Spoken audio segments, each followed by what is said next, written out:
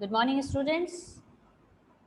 आज का हमारा टॉपिक है सोशल रिसर्च। ठीक है, अब सोशल रिसर्च में हमको क्या पढ़ना है? Process of social research. पीछे की क्लासेस में हमने क्या पढ़ा सोशल रिसर्च के बारे में? उसकी सामाजिक अनुसंधान क्या है, उसकी अर्थ, परिभाषा, उसकी प्रकृति, उसकी विशेषताएं, उसकी उपयोगिता, महत्व और उसमें आने वाली समस्याएं। उसके अलावा हमने पढ़ा सामाजिक अनुसंधान के प्रकार कौन कौन से हैं। ठीक है, आज हमें पढ़ना है सामाजिक अनुसंधान की प्रक्रिया या प्रोसेस क्या है। जब हम किसी भी सामाजिक घटना का अध्ययन करना चाहते हैं तो उसके लिए हम क्या करते हैं? सामाजिक अनुसंधान करते हैं। अब सामाजिक अनुसंधान कितने तरह का होता है वो भी हमने पढ़ लिया। अब हम ये देख रहे हैं कि ये शुरू कहाँ से होता है। ठीक है, प्रारंभ कहाँ से होता है कि सबसे पहले हम क्या करते हैं सामाजिक अनुसंधान में, और फिर उस सामाजिक अनुसंधान के तहत हम सबसे पहले क्या करते हैं, सेकंड नंबर पे क्या करते हैं, फिर क्या करते हैं, फिर क्या, एक प्रोसेस होती है ना। जैसे आप घर में खाना बनाते हो या सवेरे महिलाएं जो उठती हैं, गृहिणियां जो उठती हैं, तो सवेरे उठने से लगाकर रात को सोने तक उनका एक फिक्स शेड्यूल होता है कि उनको क्या क्या चीजें करनी है। तो वो कोई फिक्स नहीं होता है, जरूरी नहीं है कि ये करने के बाद ही ये करेंगे या इसके बाद ही ये करेंगे, ऐसा जरूरी नहीं है। लेकिन कुछ काम ऐसे होते हैं जिसके लिए फिक्स प्रोसेस होती है, वो प्रोसेस करोगे तो ही वो काम वैसा ना वैसा होगा। ठीक है, जैसे आप चाहो, अगर आप ये सोचते हो कि हम किसी घटना का अध्ययन कर तो रहे हैं लेकिन वो कैसे भी कर लें, हम पहले कुछ भी कर लें बाद में कुछ भी कर लें, तो ऐसे नहीं होता। जब हम किसी भी कार्य, किसी भी घटना की शुरुआत, उसका अध्ययन करना प्रारंभ करते हैं तो उसकी एक प्रोसेस होती है। ठीक है, और वो प्रोसेस या प्रक्रिया जो है वही हमें किसी भी कार्य की सफलता को दर्शाती है। आप कोई काम पॉइंट टू पॉइंट या प्रोसेस वाइज करेंगे तो भी वो कार्य सही ढंग से होगा। वैसे ही सामाजिक अनुसंधान की कुछ प्रोसेस है या जिसको हम चरण भी कहते हैं। ठीक है, कि सामाजिक अनुसंधान निश्चित चरणों से होकर होता है। आप सबसे पहले एक काम करेंगे, फिर उसके बाद उसका नेक्स्ट चरण होगा, नेक्स्ट प्रोसेस, फिर नेक्स्ट प्रोसेस, और इस तरह से टोटल 12 चरणों से गुजरते हैं, तब जाकर आपका सामाजिक अनुसंधान होता है। ठीक है, अब हम इसको लिखेंगे, उसके पहले मैं आपको इन 12 चरणों को क्लियरली बता देती हूँ कि इन 12 चरणों में सबसे पहले क्या होता है। मान लीजिए मैं आपको बोलती हूँ कि आप अनुसंधान, आप सोशियोलॉजी के स्टूडेंट हैं तो आपको अनुसंधान करना है। क्लियर? आपको सामाजिक अनुसंधान करना। अब आप शुरुआत कहां से करेंगे कि मैडम अनुसंधान करना है, वो तो ठीक है, पर क्या करें सबसे पहले? तो आपको सबसे पहली प्रोसेस तो आपकी ये होती है, मतलब सबसे पहला चरण तो आपका ये होता है आपकी प्रोसेस का, कि आपको सबसे पहले समस्या का चयन करना है। क्या करना है? समस्या का चयन, कि किसका अध्ययन करना है आपको।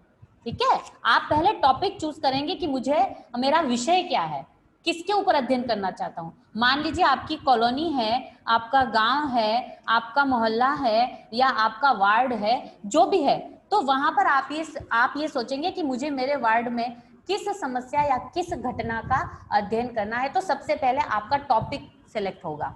आप वृद्धों की समस्याओं पर अध्ययन करना चाहते हैं, आप महिलाओं की समस्याओं पर अध्ययन करना चाहते हैं, आप किसी वर्ग विशेष की समस्याओं पर अध्ययन करना चाहते हैं, आप किसी जाति पर अध्ययन करना चाहते हैं, आप किसी विशिष्ट समाज पर अध्ययन करना चाहते हैं, आप किशोरों पर अध्ययन करना चाहते हैं, आप बच्चों पर अध्ययन करना चाहते हैं, आप तलाक पर अध्ययन करना चाहते हैं, दहेज पर करना चाहते हैं, बहुत सारी समस्याएं। ठीक है, मान लीजिए हमने तलाक शब्द लिया कि अगर हमारे समाज में तलाक ज्यादा होते हैं तो उसके पीछे क्या रीजन है, हमको तलाक के ऊपर एक ऑल ओवर एक पूरा कंक्लूजन निकालना है और उससे रिलेटेड किसी भी सिद्धांत या उस तलाक से रिलेटेड किसी भी फैक्ट को हमको उजागर करना है। तो मान लीजिए आपका विषय, आपकी समस्या का चयन हो गया, आपकी समस्या है तलाक। जैसे ही आप सामाजिक अनुसंधान में सबसे पहला चरण पूरा करेंगे कि आप अध्ययन विषय का चुनाव कर लेंगे, आपने चुन लिया तलाक, फिर नेक्स्ट में आप संबंधित साहित्य का अध्ययन करेंगे। क्या करेंगे? संबंधित साहित्य का अध्ययन। संबंधित साहित्य क्या है? रिलेटेड लिटरेचर या रिव्यू ऑफ लिटरेचर। संबंधित साहित्य क्या होता है?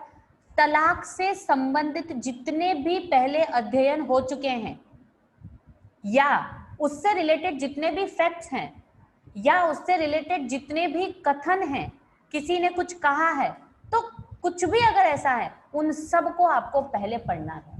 कोई भी आर्टिकल्स, कोई भी किताब, बुक, न्यूज़पेपर में कोई कटिंग आई है, आता है ना, हम न्यूज़पेपर में भी पढ़ते हैं, मैगजीन्स में भी पढ़ते हैं, किताबों में भी पढ़ते हैं। तो इससे रिलेटेड अगर कुछ बात है कि तलाक से रिलेटेड किसी ने कोई आलेख लिखा है, आर्टिकल मतलब लिखा है, किसी ने कोई दो बातें कही हैं उसको लेकर, या किसी ने अपना वक्तव्य रखा है, या किसी ने पूरी किताब लिखी है तलाक के ऊपर, तो हम उन सारी चीजों को पढ़ेंगे। मतलब संबंधित साहित्य का अध्ययन होगा। आपने जो भी टॉपिक या जो भी विषय अपने अनुसंधान के लिए चुना, आपको दूसरे नंबर पर उससे रिलेटेड जितना भी काम हो चुका है आपको उनको पढ़ना होगा। फिर तीसरी प्रोसेस आती है आपका इकाइयों का निर्धारण। क्या होता है? इकाइयों का निर्धारण। अब इकाई यानी कि आपकी इकाई क्या होगी? आपकी इकाई गांव है, शहर है, कोई वार्ड है, कोई कॉलोनी है, कोई संस्था है, कोई स्कूल है, कोई स्वयंसेवी संस्था है, मतलब कोई एनजीओ है। आपने किसका सिलेक्शन किया वो आपके टॉपिक के ऊपर निर्भर करता है। मान लीजिए आपके टॉपिक जो है वो तलाक है, तो कहां पर? गांवों में या शहरों में? गांवों में तलाक की संख्या शहरों की अपेक्षा कम होती है, ठीक है। तो आप अगर तलाक को लेकर चुन रहे हैं तो आपकी यूनिट, आपकी इकाई क्या होगी? गांव होगा कि शहर होगा? ये आपको सिलेक्ट करना है कि आप शहरों में तलाक की प्रवृत्ति जानना चाहते हैं या आप गांवों में तलाक की प्रवृत्ति या उसकी समस्या को सोल्व आउट करना चाहते हैं। फिर नेक्स्ट में आप करेंगे हाइपोथेसिस, प्राकल्पना का निर्माण। अब प्राकल्पना क्या होता है?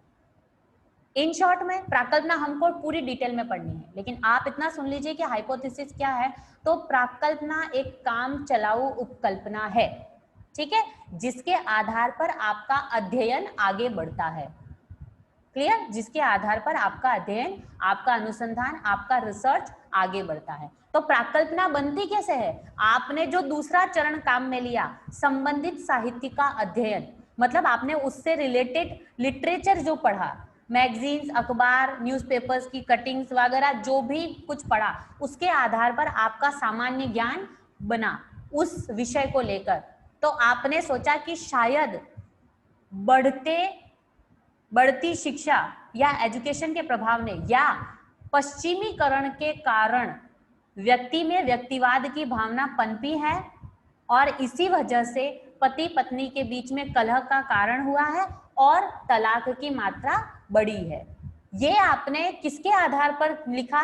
आपने जो विभिन्न आर्टिकल्स पढ़े, बहुत सारी नोटबुक्स पढ़ी, नोट्स पढ़े, या न्यूज़पेपर्स में आए न्यूज़ को आपने पढ़ा, तो आपने ज़्यादातर देखा कि चूंकि लड़कियां भी पढ़ने लगी हैं तो उनमें एक ईगो पॉइंट आ जाता है कि मैं भी पढ़ी लिखी हूँ, मैं भी डिपेंडेंट हूँ, तो मैं क्यों किसी का सुनूं।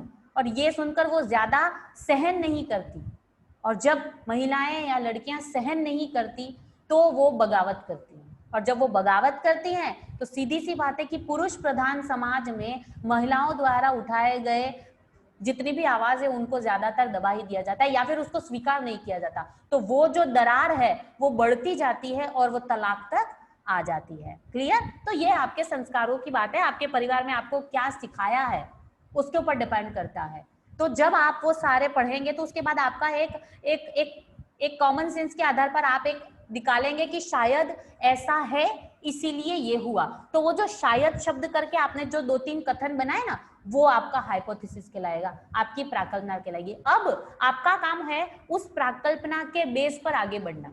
वो जो हाइपोथेसिस आपने बनाई, आप उसके बेस पर आगे बढ़ेंगे और आप देखेंगे कि हाँ, क्या हमारी प्राकल्पना सही है या नहीं है। क्लियर? प्राकल्पना के जस्ट निर्माण के बाद आप अपने अध्ययन का क्षेत्र निर्धारण करेंगे। आप कौन से क्षेत्र में अध्ययन करना चाहते हैं आपके टॉपिक को लेकर। मान लीजिए आपने गंदी बस्तियों का चुनाव किया है कि मैं गंदी बस्तियों का अध्ययन करना चाहता हूँ, गंदी बस्तियों की समस्याओं का निराकरण करना चाहता हूँ, मैं गंदी बस्तियों से संबंधित अनुसंधान करना चाहता हूँ। तो गंदी बस्तियां कहाँ की गंदी बस्तियां? गंदी बस्तियां बहुत जगह हैं, कलकत्ता में है, बॉम्बे में है, पूना में है, चेन्नई में है, हर बड़े शहर में गंदी बस्तियां आपको मिलेंगी, लेकिन बड़े शहर में। ठीक है? तो आपको किसी ऐसे क्षेत्र का निर्धारण करना पड़ेगा। आपका अध्ययन क्षेत्र बहुत बड़ा भी नहीं होना चाहिए कि आपको ज्यादा लोगों की जरूरत पड़े, ज्यादा उपकरणों की जरूरत पड़े, और ना ही बहुत ज्यादा छोटा होना चाहिए कि आप घर बैठे बैठे ही आपका अध्ययन कर लें और आपको लगे कि हाँ मैंने बहुत बड़ा काम कर दिया। तो अध्ययन क्षेत्र का निर्धारण में बहुत सारी बातों का ध्यान रखना पड़ता है। अध्ययन क्षेत्र के निर्धारण के बाद आपका आता है सूचना दाताओं का चुनाव। सूचना दाता, मैंने आपको कल बताया था ना कि सैंपलिंग लेते हैं, कि हमने अगर दाल या चावल बॉईल करने के लिए हैं तो हम पूरे के पूरे चावलों को ऐसे बंच भर के और ऐसे मैश नहीं करते, कुछ दानों को उठाते हैं और उनके ऊपर परीक्षण करते हैं। सेम एज जब आप अपने अध्ययन क्षेत्र का चुनाव करते हैं, मान लीजिए आपने आपका गांव ले लिया, आपके गांव में 5000 की जनसंख्या है, तो आप पूरे 5000 कपल्स का अध्ययन नहीं करेंगे। कपल समझ रहे हैं? आपका टॉपिक है तलाक, आप तलाक पर अध्ययन करना चाहते हैं, तो तलाक के लिए जरूरी है कि आपको पति पत्नी के रिश्तों का अध्ययन करना है। ठीक है, कि ऐसा क्या होता है हस्बैंड वाइफ के बीच जिसकी वजह से तलाक की नौबत आती है। आज से कुछ सालों के पहले तक तो ऐसा नहीं होता था, लेकिन समय के साथ साथ ये चीजें बढ़ रही हैं। आज आप भी जानते हैं और हम भी जानते हैं कि तलाक की संख्या हर समाज में बढ़ रही है। तो उसका कारण क्या है, ये जानने के लिए हम तलाक पर अध्ययन कर रहे हैं। तो हम हमारे जो सूचना दाताओं का चुनाव करेंगे, आपके समाज में 5000 की जनसंख्या, 5000 में से मान लीजिए 4000 कपल्स हैं, ठीक है, जोड़ा है, 4000 पति पत्नी का जोड़ा है आपकी जाति, आपके गांव, आपके शहर, आपके वार्ड या आपकी कॉलोनी में। तो उन 4000 में से पूरे 4000 का अध्ययन थोड़ी करोगे, आप उन 4000 में से 400 लोग लोगे या 40 लोग लोगे, और उन 40 जोड़ों का अध्ययन करने के बाद जो निष्कर्ष निकलेगा वो पूरे 400 लोगों के ऊपर आप लागू करोगे। क्लियर? आया समझ में? हम किसी एक चूहे के ऊपर एक्सपेरिमेंट करते हैं तो वो पूरी चूहे की जातियों पर लागू होता है, क्योंकि अगर आपको सूट कर गया, मतलब उस चूहे को अगर वो दवाई सूट कर गई, मतलब सारे चूहों को दवाई सूट कर जाएगी। एक दवाई से अगर एक चूहा मर जाता है तो क्या उस दवाई से दूसरा चूहा बच जाएगा? नहीं बचेगा ना, वो भी मर ही जाएगा। सेम एज जब आप अध्ययन के लिए सूचनादाताओं का चुनाव करते हैं और जब आप उनके ऊपर अध्ययन या एक्सपेरिमेंट करते हैं तो उसके लिए जो निष्कर्ष निकलता है वो सब पर लागू होता है।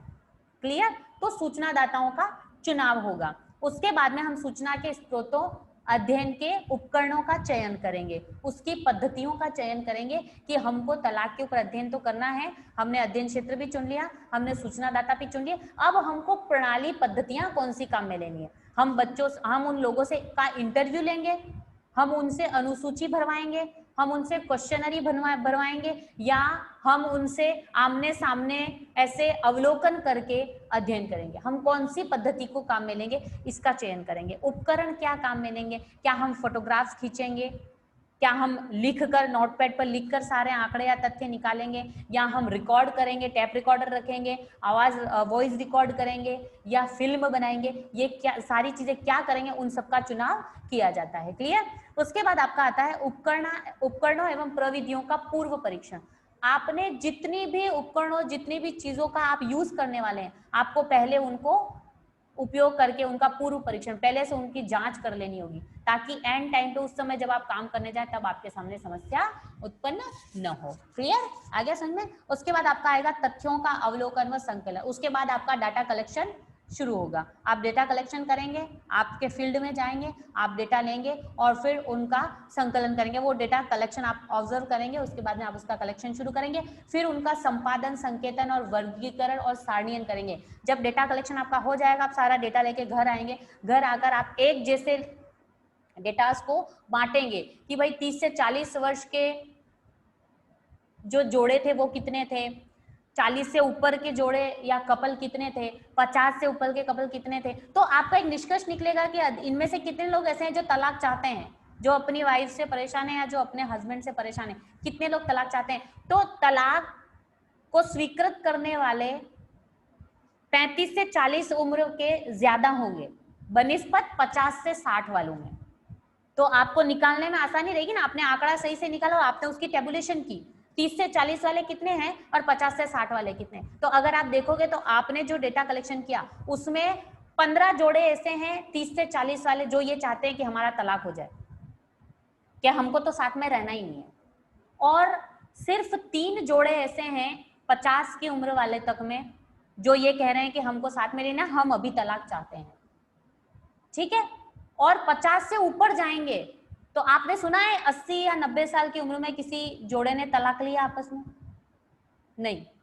जैसे जैसे समय बीत जाता है ना, व्यक्ति आदी हो जाता है, उसकी जैसी परिस्थितियां हैं, जो सिचुएशन उसके सामने, वो उसके साथ में अपने आप को ढाल लेता है, वो हैंडल कर लेता है कि हाँ ठीक है, अब इस उम्र में तलाक लेकर कोई कहीं जाने वाला नहीं है। तो आप एक रेशो देखोगे तो आपका एक निष्कर्ष तो स्पष्ट हो जाएगा। क्या स्पष्ट होगा कि 30 से 40, मतलब जैसे जैसे जोड़े पुराने होते हैं वैसे वैसे तलाक का स्तर घटता है, या यूं कहें कि जैसे जैसे आयु में वृद्धि होती है वैसे वैसे परिपक्वता आती है और व्यक्ति तलाक लेने वाली स्थितियों से उबर जाता है और वो अपने आप को एडजस्ट करने लगता है, सीखने लगता है, एनवायरमेंट, लोगों के साथ, अपने जो पार्टनर है उसके साथ में एडजस्ट करना सीख लेता है। ठीक है, इसी 30 से 40 वालों में कम होती है स्थिति, वो एडजस्ट नहीं कर पाते, लेकिन जैसे जैसे आगे बढ़ते हैं, आप 50 से 60 में जाएंगे तो वो लोग एडजस्ट करना सीख गए हैं। ठीक है, तो ये जो आपने टेबुलेशन किया, आपने जो क्लासिफिकेशन किया, आपने एक सारणी बनाई, आपने वर्ग बनाया कि 30 से 40 का वर्ग, 50 से 60 का वर्ग, 60 से 70 का वर्ग, तो ये जो आपने वर्ग बनाए ना, उसके बेस पर आप सारे तथ्य निकाल पाएंगे। उसके बाद आप तथ्यों का विश्लेषण और विवेचन करेंगे और लास्ट में सामान्यीकरण नियमों का प्रतिपादन करेंगे। ये है आपके सामाजिक अनुसंधान के टोटल 12 चरण। आपके क्वेश्चन पेपर में पार्ट सी में बड़ा क्वेश्चन आता है 20 नंबर का, और 20 नंबर का आपका एक क्वेश्चन अभी नोट कर लो जो आपके 2021 की परीक्षा में आएगा ही आएगा, कि सामाजिक अनुसंधान का अर्थ समझाते हुए सामाजिक अनुसंधान के विभिन्न चरणों का विश्लेषण कीजिए। 2021 का पार्ट सी का फर्स्ट क्वेश्चन, फर्स्ट यूनिट से, ये आपके आना ही है गारंटेड। क्लियर? तो ये क्वेश्चन या ये जो मैं पढ़ा रही हूँ, ये जो आपका चैप्टर है, उसको आप आपके दिमाग में बिठा लो कि सोशल रिसर्च का पूरा प्रोसेस आपको मुंह जबानी 12 चरण याद होने चाहिए। समस्या का चुनाव, संबंधित साहित्य का अध्ययन, इकाइयों का निर्धारण, सूचनादाताओं का चुनाव, सूचनादाताओं का चुनाव करने के बाद में आप तथ्यों का निर्धारण करेंगे, आपके अध्ययन क्षेत्र का निर्धारण करेंगे, तथ्यों का संकलन और अवलोकन शुरू करेंगे, फिर तथ्यों का संपादन, संकलन, वर्गीकरण और सारणीकरण करेंगे, उसके बाद में आप तथ्यों का विश्लेषण और विवेचन करेंगे, उसके बाद में आप प्रतिपादन करेंगे, किसका? प्राकल्पनाओं का प्रतिपादन करेंगे और नियमों का संपादन, सामान्यीकरण करके नियमों का संपादन करेंगे। ये हैं आपके टोटल 12 चरण। आपको पॉइंट टू पॉइंट, ऐसा नहीं है कि आपने प्राकल्पना पहले बना ली और संबंधित साहित्य का अध्ययन बाद में किया, नहीं। First, second, third, fourth, fifth, 6, 7, 8, 9, 10, 11, 12 like this. 1 to 12 के जो पॉइंट है वो 1 to 12 में ही उसी सीक्वेंस में आएंगे। क्लियर? कुछ समझ में आया? आया कुछ समझ? अरे मेरी शक्ल मत देखो, हाँ या ना में जवाब दो। समझ में आया? कुछ आया? लिख लो और समझ में आ जाए। ठीक है, सामाजिक शोध की प्रकृति, सामाजिक शोध की प्रकृति वैज्ञानिक है। सामाजिक शोध की प्रकृति वैज्ञानिक है क्योंकि क्योंकि इसमें वैज्ञानिक पद्धतियों का क्योंकि इसमें वैज्ञानिक पद्धतियों का उपयोग किया जाता है क्योंकि इसमें वैज्ञानिक पद्धतियों का उपयोग किया जाता है। शोध का मुख्य लक्ष्य, शोध का मुख्य लक्ष्य वैज्ञानिक निष्कर्षों की प्राप्ति,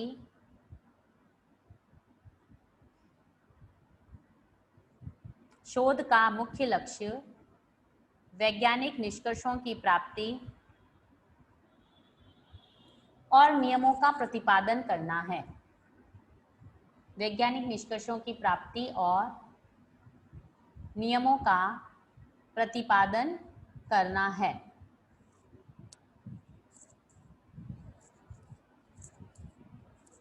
इस लक्ष्य की पूर्ति हेतु, इस लक्ष्य की पूर्ति हेतु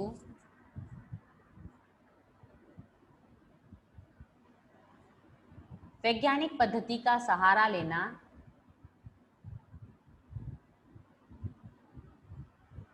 इस लक्ष्य की पूर्ति हेतु वैज्ञानिक पद्धति का सहारा लेना आवश्यक है। आवश्यक है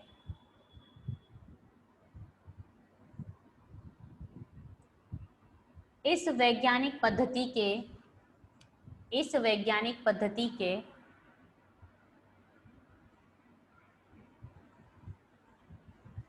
कई चरण होते हैं। इस वैज्ञानिक पद्धति के कई चरण होते हैं जिनसे शोधकर्ता को गुजरना होता है। इस वैज्ञानिक पद्धति के कई चरण होते हैं जिनसे शोधकर्ता को गुजरना होता है।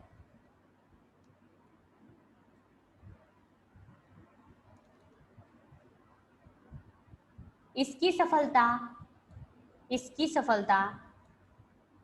इस बात पर निर्भर करती है इसकी सफलता इस बात पर निर्भर करती है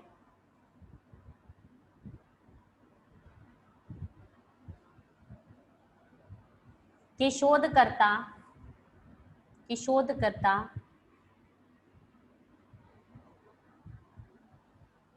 कितना व्यवस्थित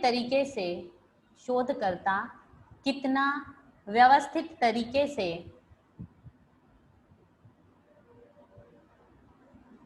सुचिंतित होकर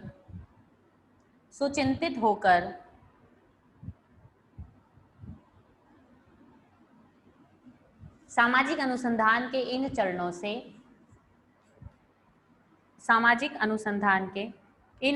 से गुजरता है।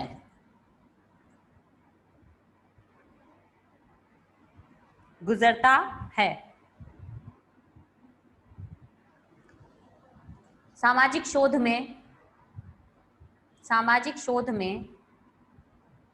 प्रारंभ से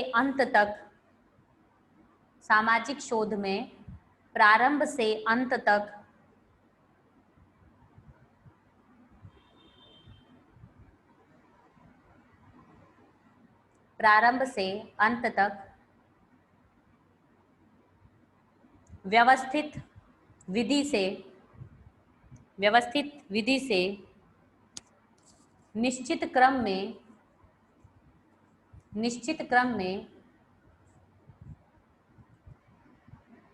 एक चरण से दूसरे चरण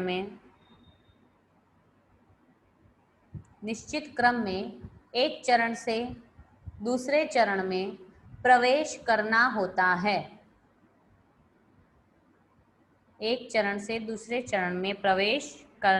होता है।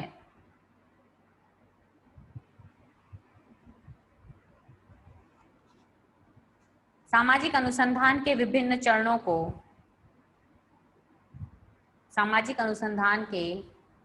चरणों को निम्न प्रकार से देखा जा सकता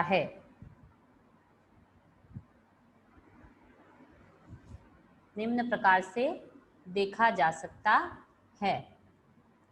आवाज सुनाई दे रही है आपको मेरी? क्लियर आ रही है आवाज? ओके, यहाँ नेट कनेक्शन अनसुटेबल बता रहा है। एनीवे, लिखिए पहला, विषय अथवा समस्या का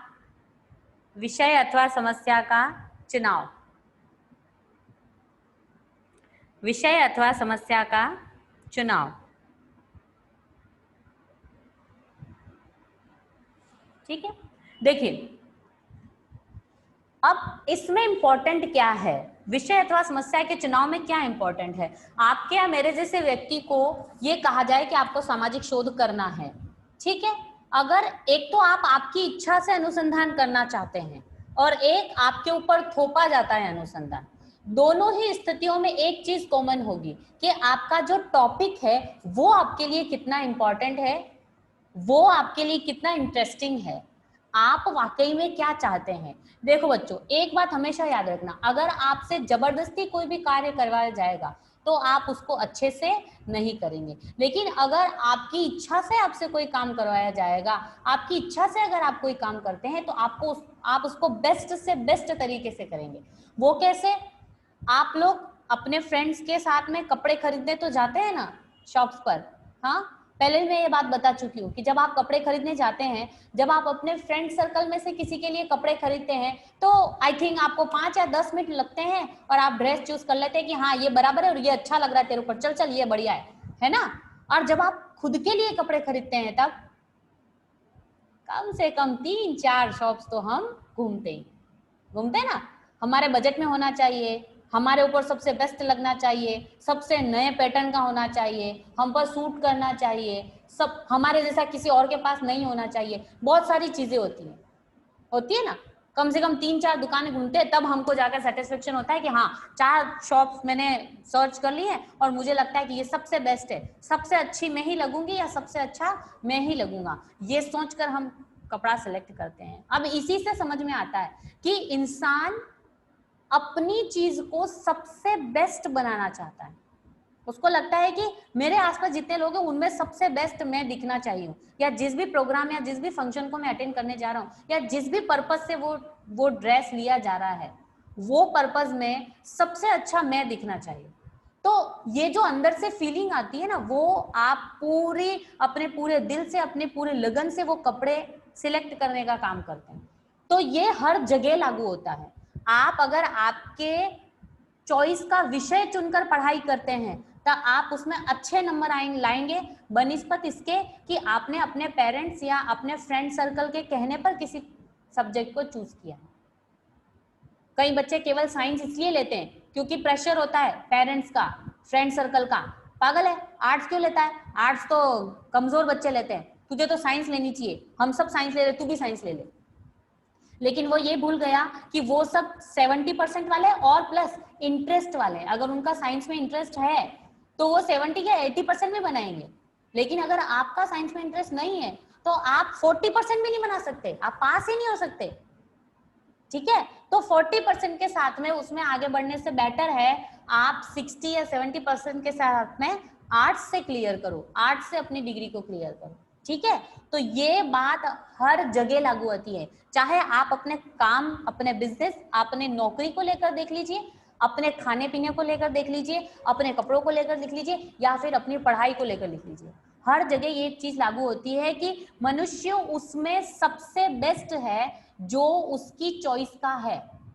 तो वैसे ही जब आप विषय का चयन करते हैं तो आपको केवल किसी के सुनने पर, किसी के कहने पर, या केवल इसलिए कि अभी इसकी इंपॉर्टेंस बहुत ज्यादा है, ये सोचकर अगर आपने टॉपिक सेलेक्ट कर लिया और आप उसके ऊपर काम करना शुरू कर दिया तो आप ज्यादा से ज्यादा 15 या 20 दिन दे पाएंगे।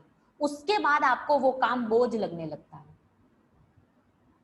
ठीक है, उसके बाद आपको वो काम बोझ लगने लगता है। वो क्यों लगने लगता है? क्योंकि अब वो आपके इंटरेस्ट का नहीं रहा, आप उस काम को दिल से नहीं कर रहे।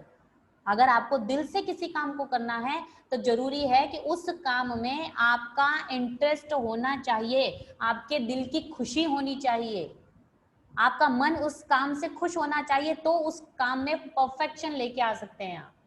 तो जब आप रिसर्च के लिए टॉपिक सेलेक्ट करते हैं तो जिस भी चीज को आप सेलेक्ट कर रहे हैं, आप किसी भी समस्या को सिलेक्ट कर रहे हैं, तो वो आपके इंटरेस्ट की होनी चाहिए। अब आप बोलोगे समस्या इंटरेस्टिंग कैसे होती है, तो मैं ये बताना चाहती हूँ, जब आप गरीबों की समस्या से पीड़ित हैं, आपको लगता है नहीं यार मुझे गरीबों के लिए कुछ करना है, तो वो दिल से आवाज आ रही है आपकी, तो आप गरीबों लोगों को सेलेक्ट कीजिए।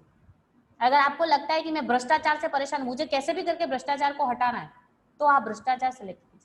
आपको लगता है कि मैं समाज की समस्याओं का सोल्यूशन करना, मैं समाज के लिए कुछ करके जाना चाहता हूँ, तो आप सामाजिक तौर पर किसी समस्या का चयन कर सकते हैं। सोशल बेस्ड कोई समस्या है, आप चाहते हैं कि आप प्रशासन का सहयोग करें, आपका नाम हो, तो आप प्रशासनिक स्तर पर लोगों से कांटेक्ट कीजिए कि उनको किस चीज की जरूरत है, वो किस रिजल्ट को चाहते हैं, उसके बेस पर आप टॉपिक का चयन कीजिए। मस्तिष्क में आने वाला हर विचार समस्या नहीं होता, आपकी हल कल्पना समस्या नहीं बन सकती। आपने कुछ भी सोच लिया, सोते सोते विचार आ गया कि अरे ऐसा क्यों होता है, इसकी जगह ऐसा क्यों नहीं होता, तो वो विचार या वो कल्पना आपके सामाजिक विषय का, आपके सामाजिक अनुसंधान का विषय या टॉपिक नहीं बन सकता।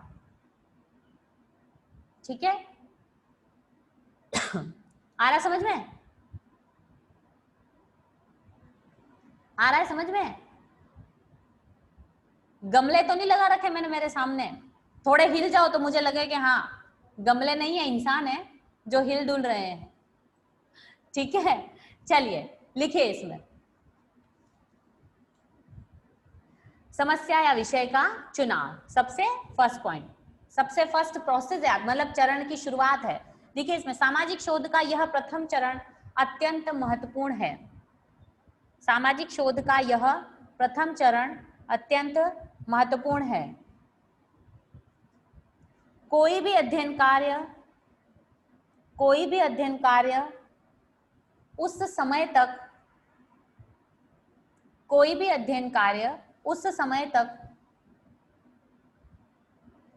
प्रारंभ नहीं किया जा सकता जब तक कि विषय का चुनाव ना कर लिया जाए।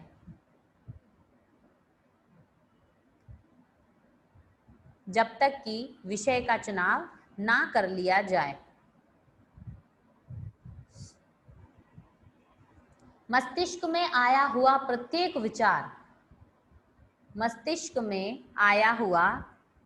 विचार या कल्पना शोध का विषय नहीं हो सकता।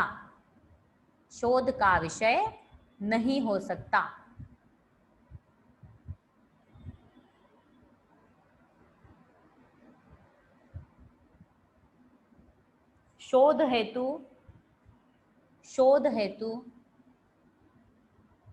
चयनित विषय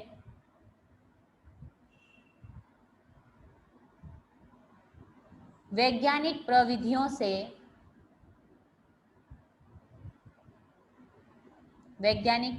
से परीक्षण किया जा सकने वाला होना चाहिए।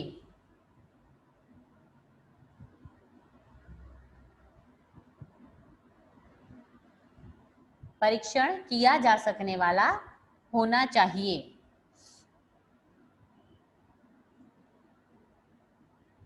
किसी ऐसे विषय का चुनाव नहीं करना है। किसी ऐसे विषय का चुनाव नहीं करना है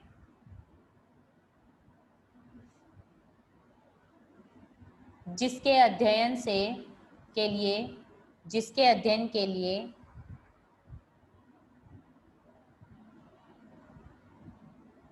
अनेक प्रविधियां उपलब्ध नहीं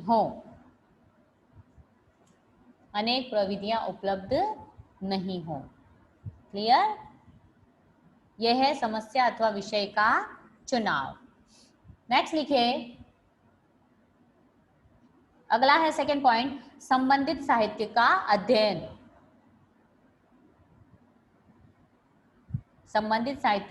अध्ययन। Review of literature.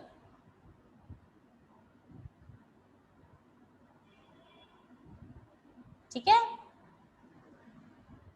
देखिए यदि विषय से संबंधित आपने साहित्य का पुनरावलोकन कर लिया। अब रिव्यू लिटरेचर का अर्थ क्या होता है? संबंधित साहित्य का अध्ययन यानी पुनरावलोकन, मतलब उसको पहले से आपने देख लेना, पुनः अवलोकन कर लेना। किसी और व्यक्ति ने, किसी और विद्वान ने अगर इस पर काम कर लिया है तो आप उसको भी देख लो। आपके सामने दो चीजें स्पष्ट हो जाएंगी। एक तो ये कि उसने क्या क्या काम किया है, दूसरा ये कि उसने क्या क्या काम छोड़ दिया है, तीसरा ये कि उसके सामने उस समय क्या क्या समस्याएं, क्या क्या परिस्थितियां आई थी, अगली ये कि उसने क्या गलतियां की थी। ये सारी चीजें आपको आगे बढ़ने में सहायता देंगी ना। आप किसी रास्ते पर जाते हैं, नहीं पहली बार आप कहीं जा रहे होते हैं तो आप कई बार क्या करते हैं, पूछ लेते हैं ना सामने वाले से, अच्छा ये रास्ता कहाँ तक जाता है, ये रास्ता ज्यादा पास है। वो बताएगा नहीं, यहाँ तो दो रास्ते जाते हैं, एक ये भी जाता है, एक ये भी जाता है, और ये रास्ता शॉर्टकट है और ये रास्ता लॉन्ग कट है। लेकिन अगर आपको ये लगता है कि आपको जल्दी पहुंचना है, ज्यादा जरूरी है, तो आप इस रास्ते से चले जाइए, लेकिन यहाँ से जाना थोड़ा रिस्की होगा। और आपको लगता है कि नहीं मैं तो आराम से भी जाऊंगा तो चलेगा, तो ये वाले रास्ते पे जाइए, सबसे सेफ रास्ता है, कोई प्रॉब्लम आपको नहीं आएगी। अब आपके सामने सारी खुली किताब है, आपको पता है कि रास्ते दो हैं, अब आपको सिलेक्ट करना है कि आपको कौन से रास्ते पर जाना है। ये कैसे हुआ? पुनरावलोकन करने से। आपने एक्सपीरियंस वाले व्यक्ति को पहले पूछ लिया, भाई साहब आप यहाँ से गए हो तो क्या क्या प्रॉब्लम्स आपके सामने आई है, क्या अच्छा है क्या बुरा है, सकारात्मक नकारात्मक पहलू आपके सामने है। अब आप उसको कितनी चीजों को एक्सेप्ट करते हो, कितनों को छोड़ देते हो, ये आपके ऊपर डिपेंड करता है। क्लियर? पर आप तो क्लियर हो गए ना, आपको तो पहले से पता था कि वहां पे क्या क्या प्रॉब्लम्स हैं और क्या क्या प्रॉब्लम नहीं है। तो सेम इज, जब आप किसी विषय को चुनते हैं तो उससे रिलेटेड अगर पहले अध्ययन हो चुका है, आप उससे मिल लीजिए, उनके अनुभव आपके काम आएंगे। देखिए इसमें डैश करके, यदि अध्ययन विषय से संबंधित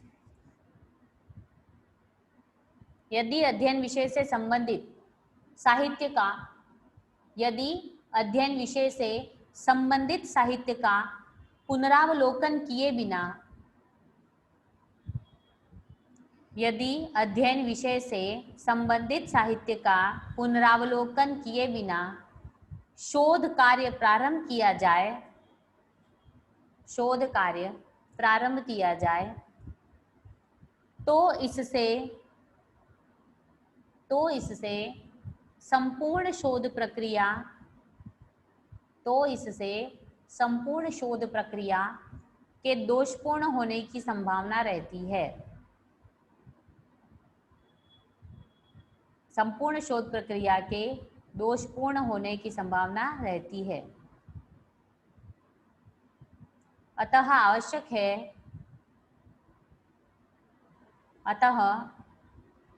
है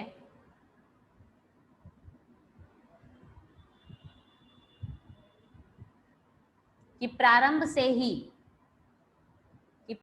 ही संबंधित साहित्य का अध्ययन कर लिया जाए।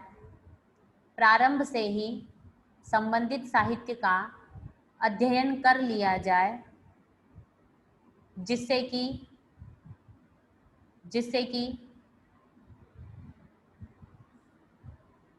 शोध कार्य में आने वाली कठिनाइयों का पता चल सके। शोध कार्य में आने वाली कठिनाइयों का पता चल सके, महत्वपूर्ण अवधारणाओं की जानकारी मिल सके,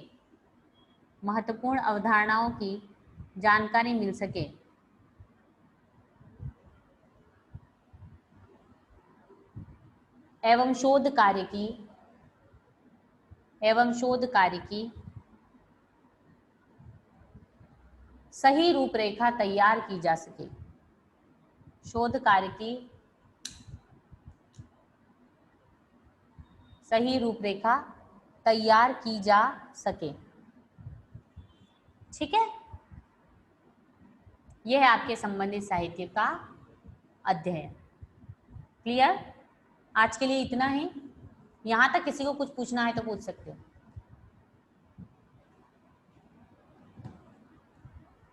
आ गया सबको समझ में? पक्का?